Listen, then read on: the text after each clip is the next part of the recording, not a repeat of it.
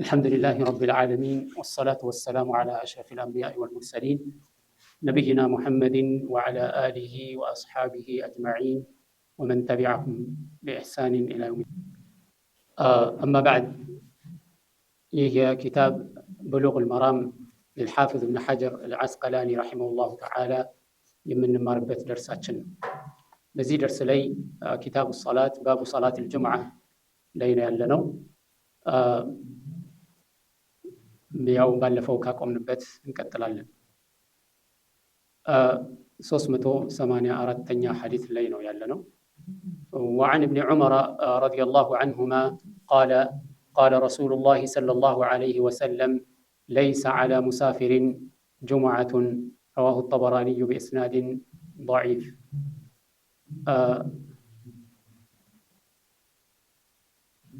إيه حديث عبد الله بن عمر رضي الله عنهما يتزجبنه قال رسول الله صلى الله عليه وسلم يا الله ملكتنيا نبي صلى الله عليه وسلم قال ويلا ليس على مسافر جمعة مسافر بهنا سولي جمعة يلبتم مسافر هنا سو جمعة يلبتم. إيه حديث إمام الطبراني يزجب سيهون ይህ ዘገባ ضعيف በሆነ ሰነድ የተዘገበ ነው። ነገር ግን ይህ ሐዲስ በሌሎች መሰል አሐዲሶች የሚጠገን እና የሚደገፍ ይሆናል። ሸኽ አልባኒ رحمه الله تعالى وفي الباب أحاديث أخر يقوي بها الحديث በዚህ ርዕስ ላይ ሌሎችም ሐዲሶች አሉ። በዛ ወይም ሌሎች ضعيفዎች ሐዲሶች አሉ። በእነሱ የሚጠናከርና ለማስረጃነት ብቃት የሚኖረው ማለት ነው። ከዚህ ሐዲስ የምንረዳው ምንድነው? እሱ ሙሳፊር የሆነ ሰው ሰፈር ላይ ካለ በሰፈር ላይ ያለ ከሆነ ጁምዓ በሱ ላይ እንደሌለበት ነው። ጁምዓ የለበትም በማዕና ሰፈር ላይ ያለ ከመሆኑም ጋር አብዛኛው ዑለማዎች አንድ ሰው ከመነሻው ጁምዓን ሰፈር ጉዞ ማድረግን ይጠላሉ። ጁምዓ ሰፈር በጁምዓ ቀን ለሰፈር መውጣትን ይከለክላሉ ወይም ይጠላሉ። ከዚህ በመነሳት በጁምዓ ቀን በጉዞ ላይ ያለ ሰው ከሆነ የግድ ጉዞውን አቋርጦ ጁምዓ መስገድ አለበት አይባልም።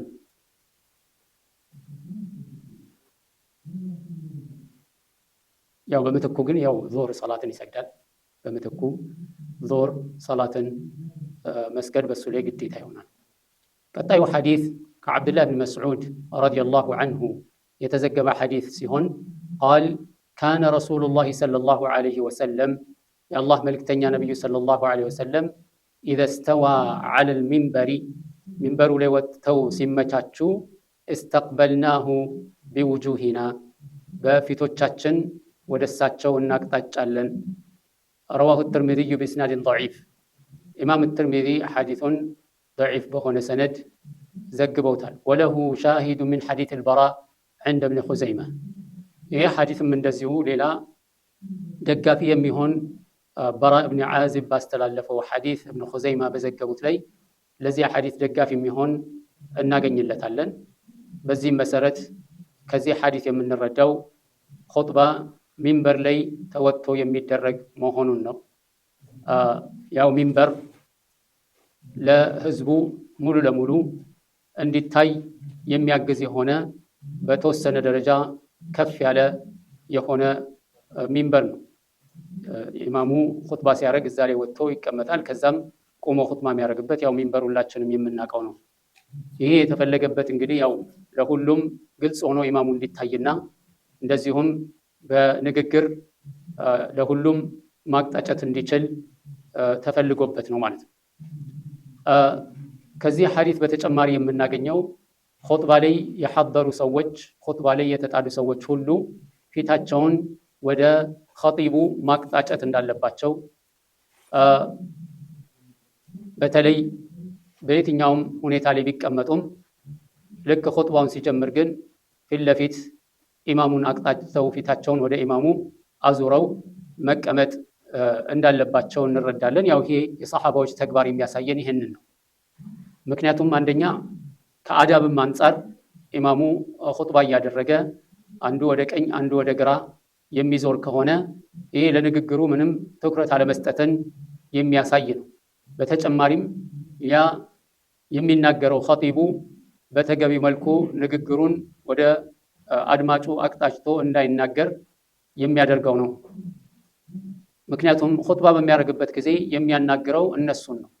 እነሱ ግን ወደ ቀኝና ወደ ግራ ከፊሉ ፊቱን አዙሮ የሚቀመጥ ከሆነ ይሄ አንደኛ ለኸጢቡም መልእክት የመስጠት ወይም ኹጥባውን የማድረግ ፍላጎቱን የሚያበላሽበት ወይም መነሳሳቱን የሚያጠፋበት ሲሆን በተጨማሪ እነሱም ደግሞ ስርዓት እንደሌላቸው የሚያሳይ ነው። በጥቅሉ ይሄ ከአዳብ አይደለም እና እንደዚሁም ደግሞ በኹጥባ ስርዓት ላይ በየትኛውም የንግግር መድረክ ላይ ሰዎች ፊታቸውን አዙረው ተናጋሪው ከሚናገርበት አቅጣጫ ወደ ሌላ አዙረው የሚቀመጡ ከሆነ ለዛ ንግግር ምንም ቦታም ትኩረትም የላቸውም ክብርም የላቸውም የሚለው ነው የሚያስይዘው ማለት ነው። እዚህ ከአዳብም አንጻር ከስነ ስርዓትም የሰሐባዎችም ፈለግ ይሄ ነው ማለት ነው። ኹጥባ በሚያደርግበት ጊዜ ኢማሙ ሁሉም ፊታቸውን ወደ ኢማሙ አቅጣጭተው ተቀምጠው ያዳምጣሉ። እንዲያውም በተቻለ መጠን ለኢማሙ በጣም ቀርበው ለኢማሙ የቀረቡ ሆነው መቀመጣቸው የተወደደ ነው። እንዲሁም የቂያማ ቀን የሰዎች አቀራረብ ወይም ቅርበታቸው የሚለካው ለኢማሙ ጁምዓ ቀን በሚኖራቸው ቅርበት ነው የሚል አለ ማለት ነው። ስለዚህ በተቻለ መጠን የኸጢቡን ማቅጣጨትና እሱ የሚናገረውን ነገር ትኩረት ሰጥቶ ማዳመጥ ያስፈልጋል። ያና ለማድረግ ወይም ለኢማሙ ንግግር ትኩረት አለመስጠትና በሌላ ነገር መሽጉል እንዲሆኑም የሚያደርግ ነው። ይሄ ደግሞ ጁምዓንም የሚያበላሽ ነውና ማለት ነው። ቀጣዩ ሐዲስ አልሐከም ብን ሐዝን የዘገበው ሲሆን ረዲየላሁ ዐንሁ ቃል ሸሂድና አልጁሙዓተ መዐ ነቢይ ሰለላሁ ዐለይሂ ወሰለም ከነቢዩ ሰለላሁ ዐለይሂ ወሰለም ጋር ጁምዓ ተሳትፈናል ወይም ተጥደናል። ፈቃመ ሙተወኪአን ዐላ ዐሰን በነቢዩ ሰለላሁ ዐለይሂ ወሰለም ኹጥባ ለማድረግ በዱላ ተደግፈው ነበረ ቆመው ኹጥባ የሚያደርጉት። አው ቀውሲን ወይም ደግሞ ደጋን ማለት ነው። ረዋሁ አቡ ዳውድ ሐዲሱን አቡ ዳውድ ዘግበውታል። ይህ ሐዲስ ሐሰን ደረጃ ላይ ያለ ሐዲስ ነው። ሙተወኪአን ሲል ሙዕተሚደን ሙስተኒደን እንደማለት ነው። ከዚያ ሐዲስ የምንረዳው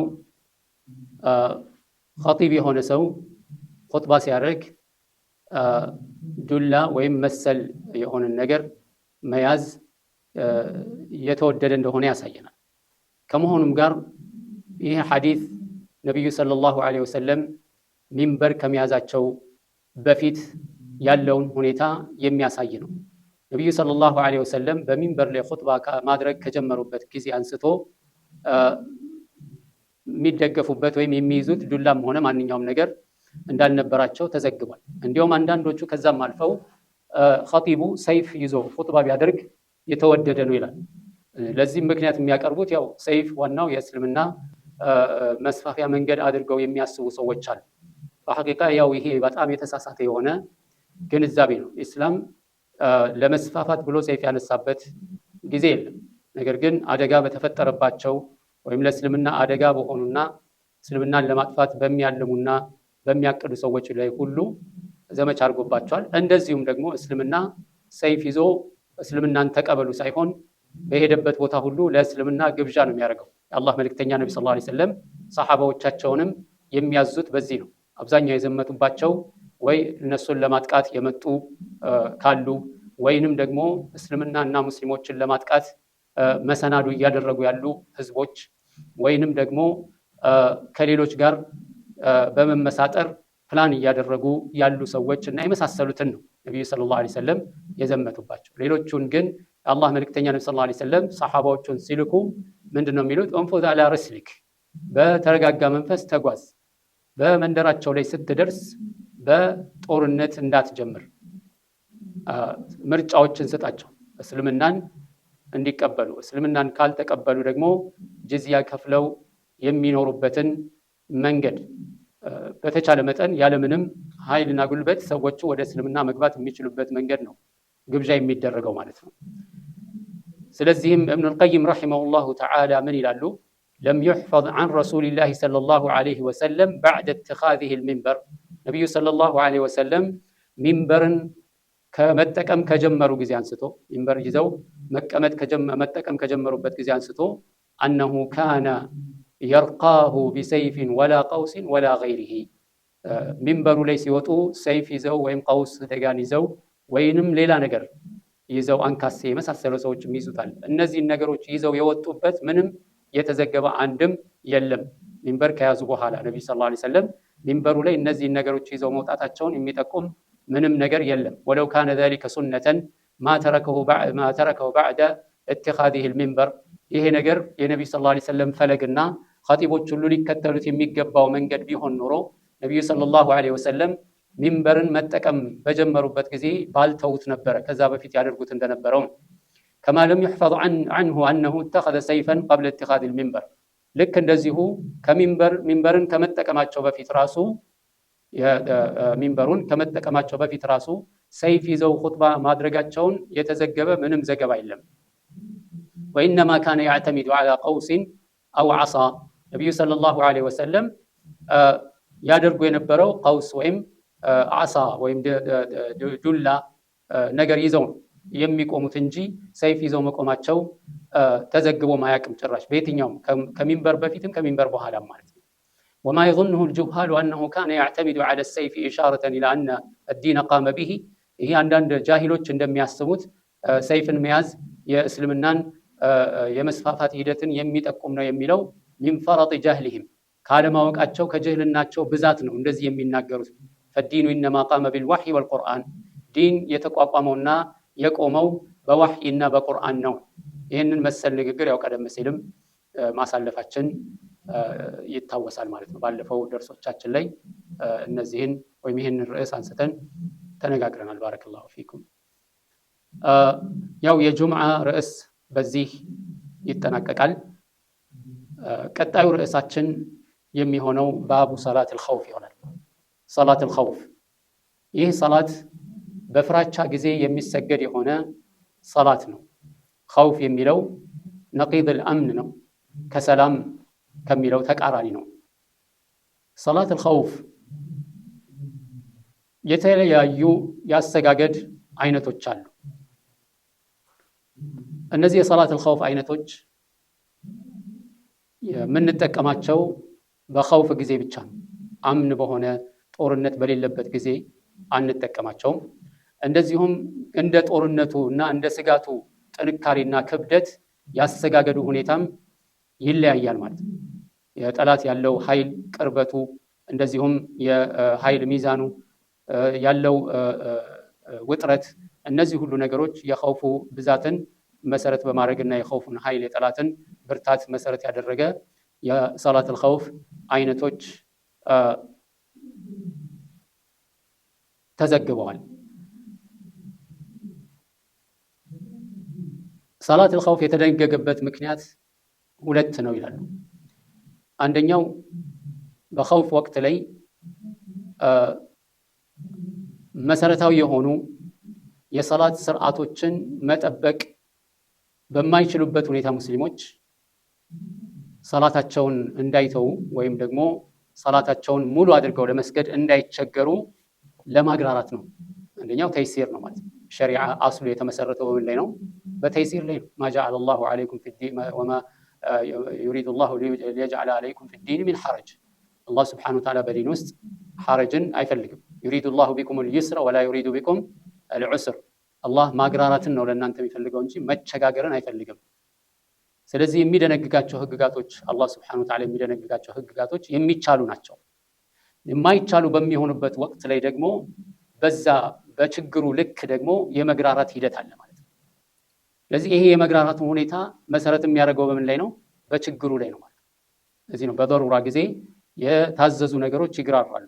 ነገር ግን ዑለማዎች እንደሚሉት ምንድነው አደሩራቱ ተቀደሩ በቀደሪሃ፣ ደሩራ የሚባለው ልኩ በዛ ልክ ነው።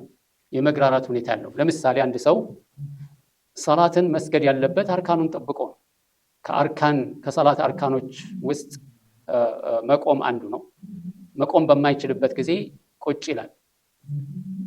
ልክ እንደዛው ችግሩ የሰውየው ችግር ስጁድ መውረድ ከሆነ ለዛ ስጁድ መውረድ ሲባል ሌሎች አርካኖችን የሚተው መሆን የለበትም። የተቸገረው ስጁድ መውረድ ነው። ስለዚህ መቆም ይችላል። መቆም ሩክን ነው ለሚችል ሰው ማለት ነው። መቆም ሩክን ነው። ሩኩዕ ማድረግ ከሩክን ነው። ስለዚህ እነዚህ ነገሮች ማሟላት፣ ከሩኩዕ መመለስ፣ እነዚህ ነገሮች ማሟላት አለበት ማለት። ወንበር ላይ ቁጭ ብሎ የሚሰግድ ከሆነ ሰውየው ወንበር ላይ የሚሰግደው ለምንድን ነው? እሱ የጉልበት ችግር ነው። ስለዚህ ከቆምበት ስጁድ ወርዶ ከስጁድ እንደገና ተመልሶ መነሳት አይችልም፣ ወይ ወደ ስጁድ መውረድ አይችልም። ያ ማለት ግን መቆም አይችልም ማለት አይደለም። ሩኩዕ ማድረግ አይችልም ማለት አይደለም። ላይችል ይችላል። የማይችላቸው ነገሮች ላይ ብቻ ነው ትኩረት የሚያደርገው እንጂ አንድ ነገር የማይችል ከሆነ ከዛ ጋር የተያያዙ የሚችላቸውን ነገሮች ሁሉ አንድ ላይ አይተዋቸውም ማለት ነው። ልኩን ማወቅ አለበት፣ እስከምን ድረስ ነው የሚችለው የሚለውን ማለት ነው። ልክ እንደዚሁ በእያንዳንዱ የሸሪዓ ህግጋት ላይ መግራራቶች አሉ። እነዚህ መግራራቶች ደረጃ አላቸው እና በሰላት الخوف ላይ የተፈለገውም አንደኛው ምንድነው? ማግራራት ነው። ለኡማው በኸውፍ ጊዜ 4 ረክዓ ዙህርን ሰግዶ ከጠላት ጋር መጋፈጥ የማይችልባቸው ሁኔታዎች ሊኖሩ ይችላሉ። የግድ 4 ረክዓ ስገድ አይባልም። ሩኩዕና ስጁድን ማሟላት የማይችልባቸው ወቅቶች ሊኖሩ ይችላሉ። በዛው ጦርነትና በስጋት ጊዜ የሚችለውን ነገር እንዲያደርግና ሰላቱን ግን እንዳይተው ማለት ነው። ስለዚህ ወደ ሁለተኛው ምክንያት ስንመጣ፣ ሁለተኛው ምክንያት ደግሞ ምንድነው? ሰላትን በተገቢው መልኩ በወቅቱ መስገድ እንዲችሉ፣ በወቅቱ ሰላትን መስገድ እንዲችሉ። የአሕዛብ ጦርነት ላይ ካሁን በፊትም እንዳነሳ ነው ምንድነው የተፈጠረው? የኸውፍ ሰላት አልነበረም። የኸውፍ ሰላት ስላልነበረ ነብዩ ሰለላሁ ዐለይሂ ወሰለም ከጠላት ጋር በነበራቸው ውጥረት ዓስር ሊያመልጣቸው ቀርቦ ፀሐይ፣ በአንዳንድ ዘገባዎች ፀሐይ ከጠለቀች በኋላ ወይም ፀሐይ ልትጠልቅ በቀረበችበት ሰዓት ላይ ነው የሰገዱት። ከዛ ምንድነው ያሉት ነብዩ ሰለላሁ ዐለይሂ ወሰለም? መላ አላሁ አጅዋፈሁም ወቁቡረሁም ከማ ቃል ነብዩ ሰለላሁ ዐለይሂ ወሰለም መላ አላሁ ቁቡረሁም ናራ፣ ቀብራቸውን አላህ እሳት ይሙላባቸው። አሽገሉና አን ሰላት ልውስጣ፣ ከሰላት ልውስጣ አዘናጉን ይልና ዘገባው ላይ ምን ይላል? ፈሰላሃ ባዕደ ጉሩብ ሸምስ። እዛ ደረጃ የደረሰው ደግሞ የኸውፍ ሰላት አልነበረም። ስለዚህ አሁን እንደዚህ አይነት ተደጋጋሚ የሚመጡ ኸውፎች ካሉ በተደጋጋሚ ሰላት ምን ሊሆን ነው? ወቅቱ ሊያልፍ ነው ወይም ሊተው ነው ማለት ነው። ያ እንዳይሆን ይሄ የሰላት الخوف የተደነገገው ለዛ ነው ማለት ነው። ሰላት الخوف በቁርአን ተረጋግጧል፣ በሱና አለ። እንደዚሁም ጀምሁር الفقهاء ሰላት الخوف መኖሩን አረጋግጠዋል ማለት ነው። ከኪታብ እንደምናየው አላህ Subhanahu Wa Ta'ala በሱረቱ النساء ላይ وإذا كنت فيهم فأقمت لهم الصلاة فلتقم طائفة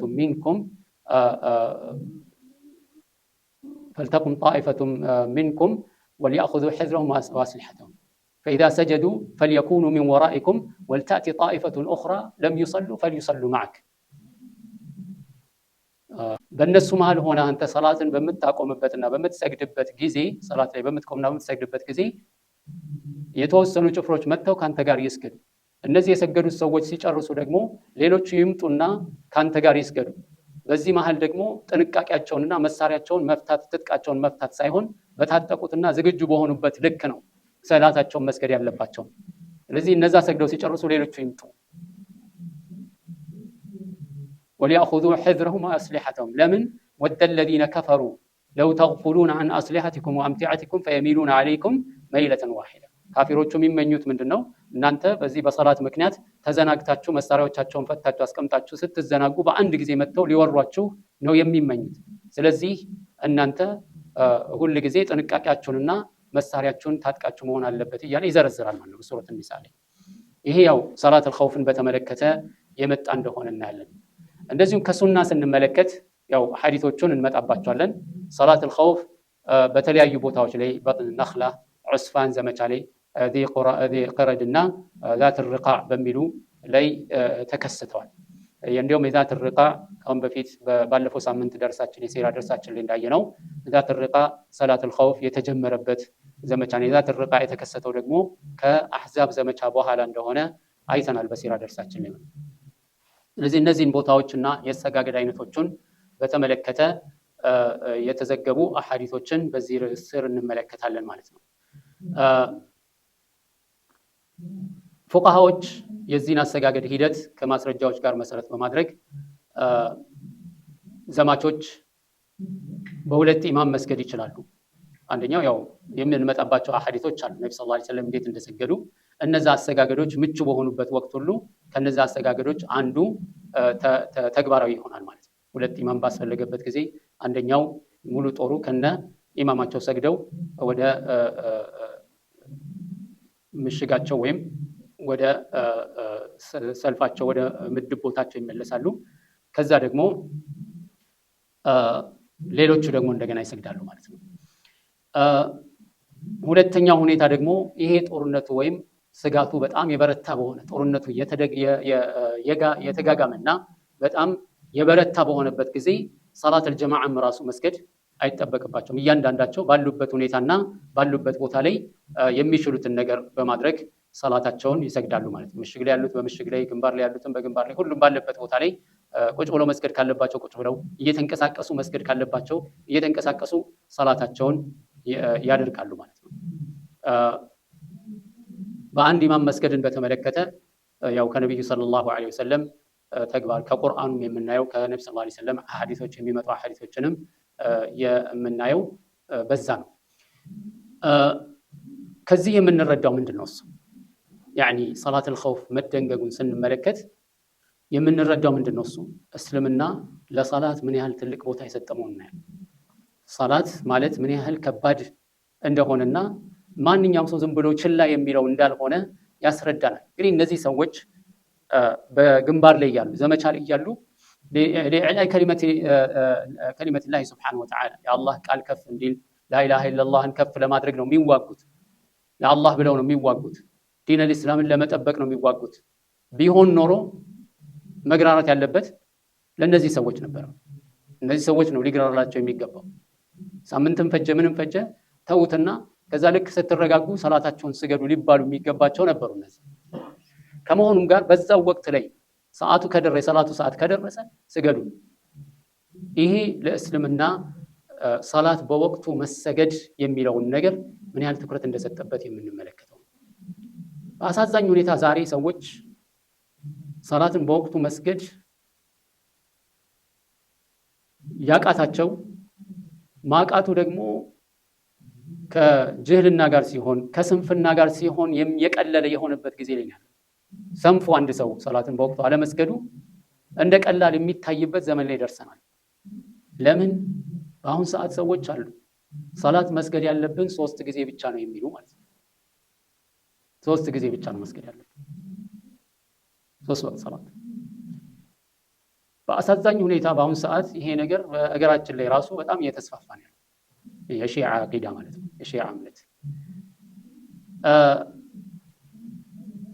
ያኒ አላህ መልእክተኛ ነብዩ ሰለላሁ ዐለይሂ ወሰለም في حياته እንደዚሁም ሰሐቦች خلفاء الراشدين عليكم بسنتي وسنة الخلفاء الراشدين المهديين عضوا عليها بالنواجذ تمسكوا بها ያሏቸው خير الناس قرني ثم الذين يلونهم ثم الذين يلونهم ያሏቸው ነብዩ ሰለላሁ ዐለይሂ ወሰለም ያኒ እንዴት ነበር የሚሰግዱት? አይታወቅም እንዴ? ይታወቃል እኮ እንዴት ይሰግዱ እንደነበር። በየሰላቱ አዛን እያደረጉ ይሰግዱ ነበር።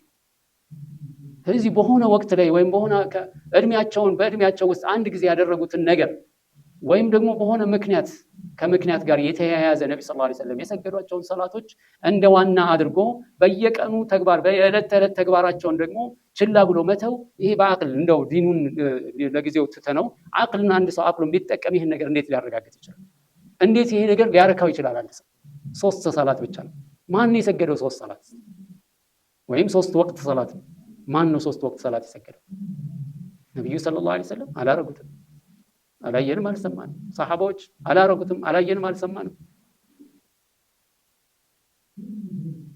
በሰፈር ጊዜ ከሆነ በዑዝር ጊዜ ከሆነ እነዚህ ነገሮች የታወቁ ናቸው። ዝናብ ጊዜ ከሆነ እንዲሁ በሰላም አገር ሰላም ጠዋት አልሐምዱሊላህ አላህ በሰላም አነጋህልኝ ብሎ የወጣው ሰውዬ ዝም ብሎ ተነስቶ ሰላትን አንድ ላይ ያዳበለ ይሰግዳል። ይሄ ምንድነው? እሱ የከየት የመጣ ዲን ነው? ስለዚህ ይሄንን የሚሰሙ ወይም ያሰቡ ሰዎች ካሉ ቆም ብሎ ማሰብ አለባቸው።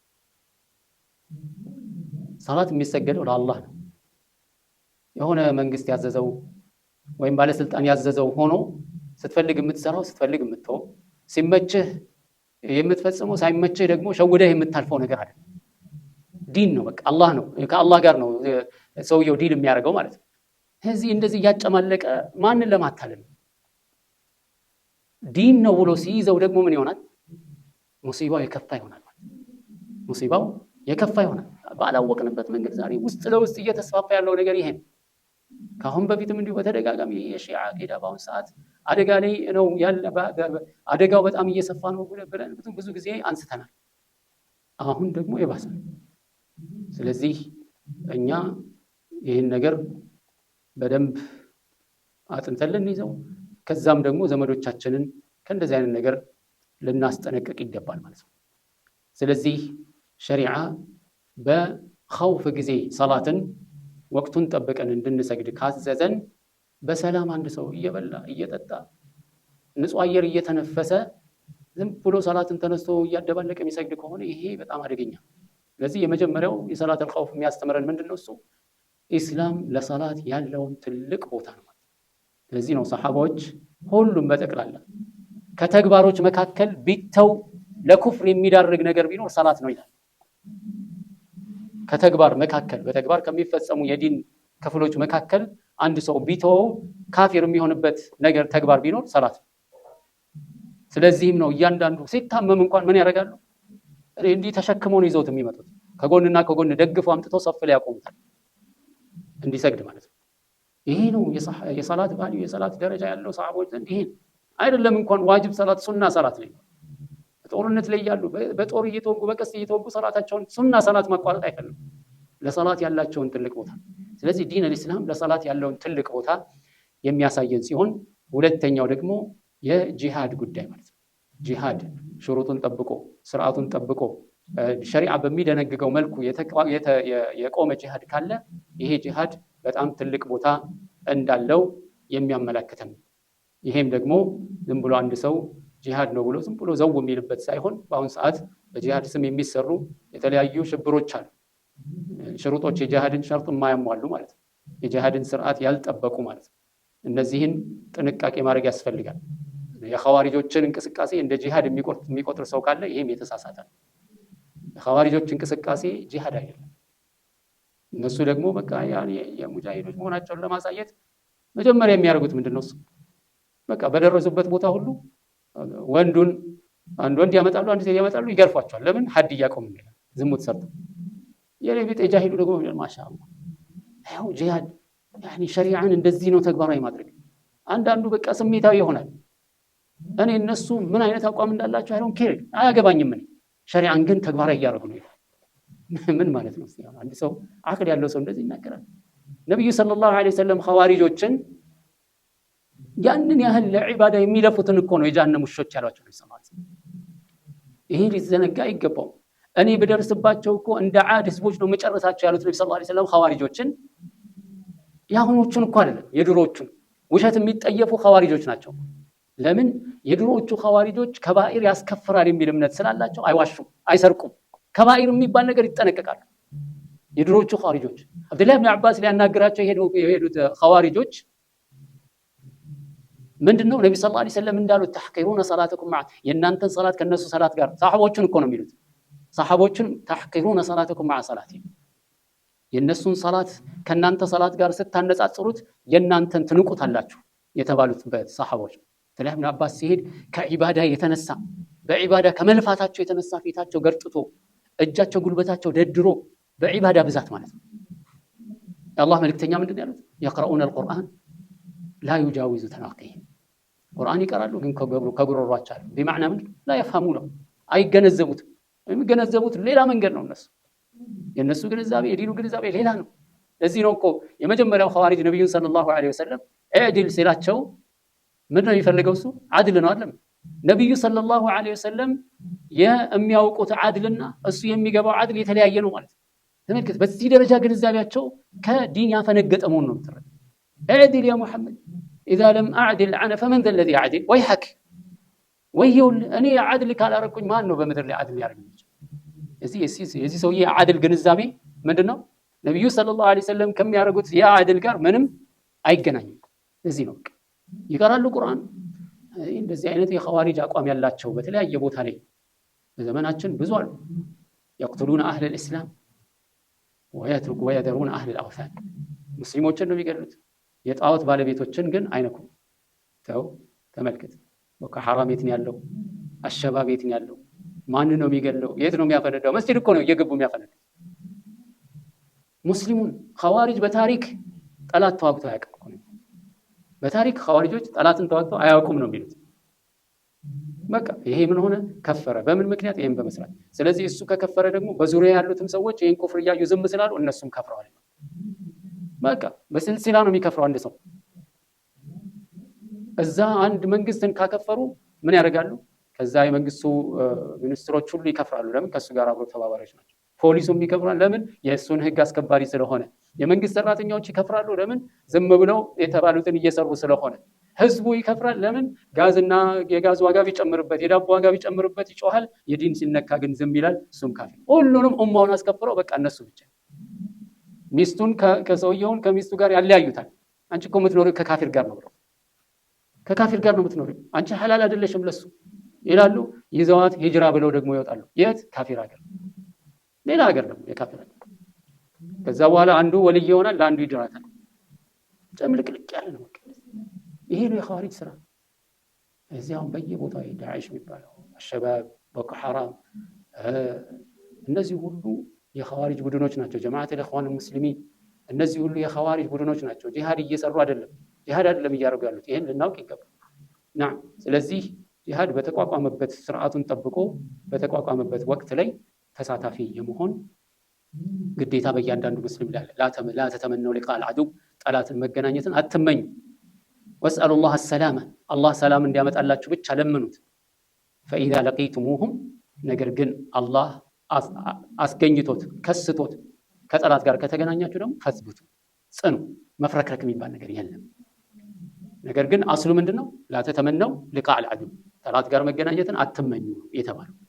ወስአሉላህ አሰላመ፣ አላህ ሰላምን ዓፊያ እንዲያመጣ ብቻ ዱዓ አድርጉ ነው የተባለው። ስለዚህ ሙስሊሞች ዲናቸውን በተዉ ቁጥር ውርደታቸው እየጨመረ ይሄዳል። ለጂሃድ ያላቸው ማመለካከት የተዛባ ይሆናል። በዛ ልክ ደግሞ ጠላት በእነሱ ላይ ይሾምባቸዋል። በዚህ ርዕስ ስር ከመጡት ሐዲሶች የመጀመሪያው عن صالح بن خوات عمن صلى مع النبي صلى الله عليه وسلم يوم ذات الرقاع صلاة الخوف. كصالح بن خوات تابعين رحمه الله تعالى عمن صلى مع النبي صلى الله عليه وسلم، كنبي صلى الله عليه وسلم كسجد سو، يعني صحابي ነው። ማንነቱ አለመጠቀሱ ጉዳት አያመጣም እንደሚታወቀው።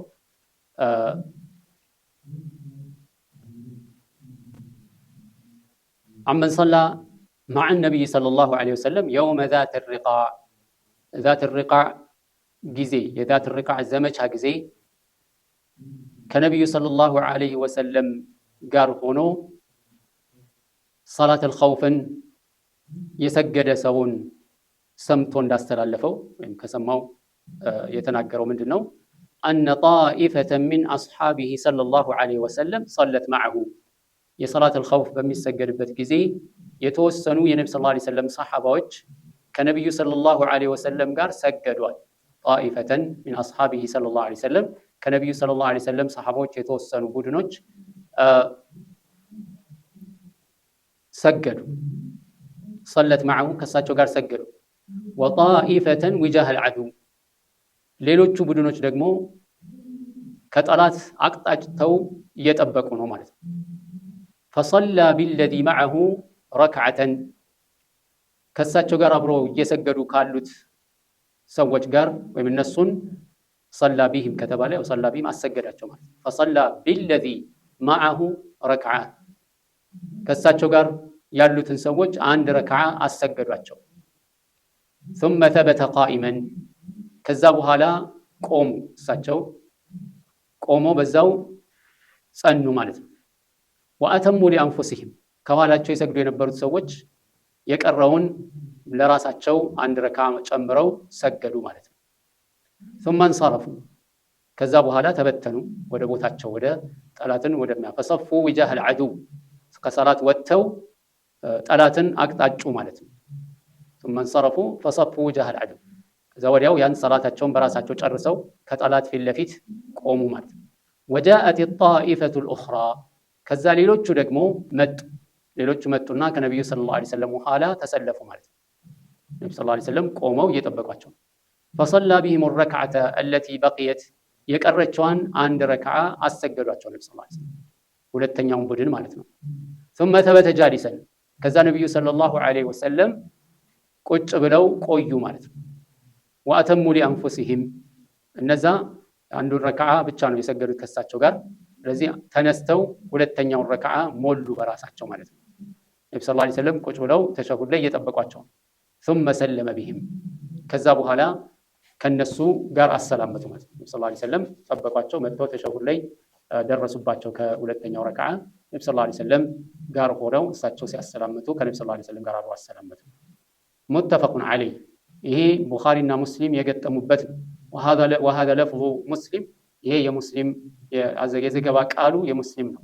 ووقع في المعرفة لابن منده عن صالح بن خوات عن أبيه المعرفة በሚለው የابن منده እንትን ላይ ኪታብ ላይ صالح بن خوات ከአባቱ እንደዘገበ ተቀምጧል ማለት ነው። ይህም በቡኻሪና ሙስሊም ላይ መዘገቡ ታውቋል። ነገር ግን ሰሐቢዩ ያልታወቀው ማን ነው? ከአባቱ ነው። عن أبيه በሚለው ተጠቅሷል ማለት ነው። ይህ ሐዲስ የሚያስረዳን ምንድነው? እሱ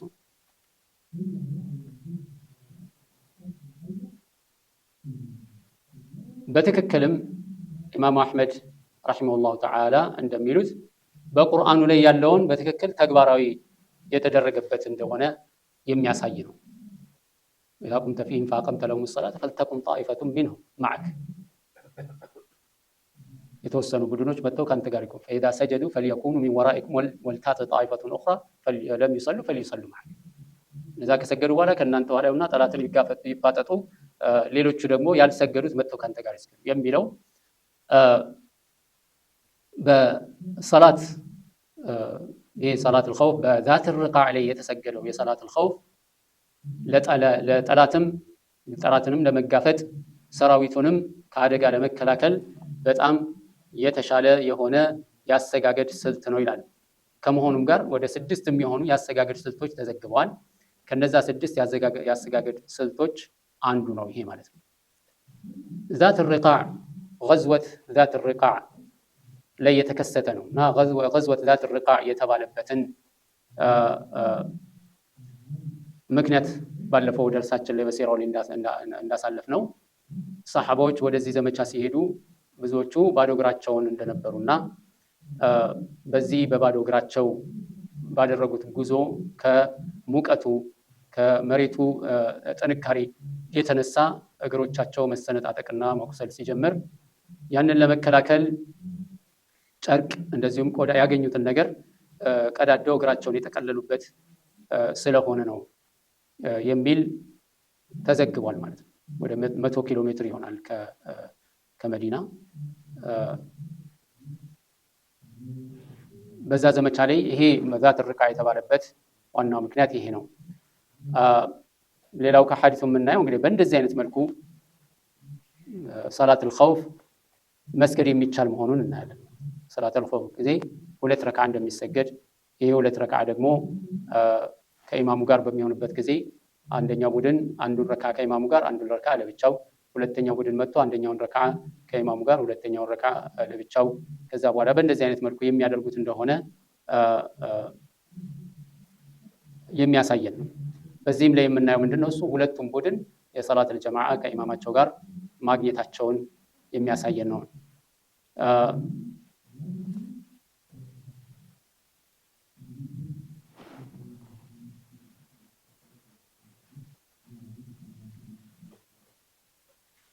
ኢንሻአላህ ከዚህ እናነሳለን። ባረከላሁ ፊኩም። هذا وصلى الله وسلم على نبينا محمد وعلى آله وصحبه أجمعين.